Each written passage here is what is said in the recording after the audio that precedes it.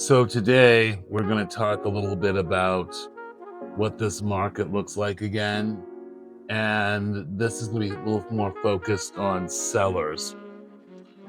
Since about 2020, and really before that, but when we were all tied up in the house for COVID, people were on Zillow going nuts, buying houses sight unseen and so forth.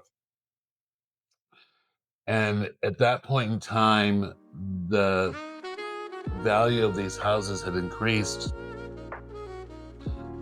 I don't want to say exponentially, but a lot in a real short time. And buyers were being forced to get in there, make your offer, and don't ask any questions, do your inspection and such, but don't get crazy because the seller's gonna sell it to the next guy that's been waiting. That is not the case right now.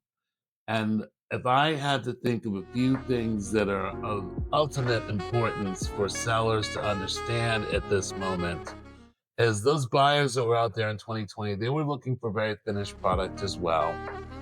But now it's kind of ingrained in the buyer that you get finished. Everything is perfect in these old houses. And if you touch it to renovate it, they expect that it is super perfect, nothing will be wrong, and during these inspections, they're really coming at people. So, where when you're pricing, these are things you have to think about. One of the things people didn't have to think about before, right?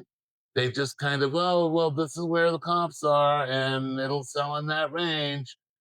Uh-uh. Now, at this point, when you are pricing, if you've got any kind of problems with your house, and I mean any, if it's not perfect, then you are going to have to make an adjustment for those imperfections. If you don't, you're going to sit on the market forever. People are going to be in and out and in and out. As I've said before, these agents don't know enough to call another agent and ask them about the property so that they can explain it, be responsible, handle their fiduciary responsibilities, their obligations to their buyers to make sure that the buyer understands as much as we can offer about that house before they go in it so that they're prepared. When the house has a problem or two or three or whatever, if the paint isn't perfect, and that's a problem now, right? No, I don't know. I'm going to have to paint in here. Oh, the lawn is going to we're going to have to completely do the lawn over. The landscaping is going to cost us an awful lot of money. These buyers have the ability to make decision statements and to look at things from that perspective now where they didn't before. So if you've got something that isn't perfect, if you've got clutter in your house, any of those things will hold you back in this marketplace. It needs to feel like your home is staged.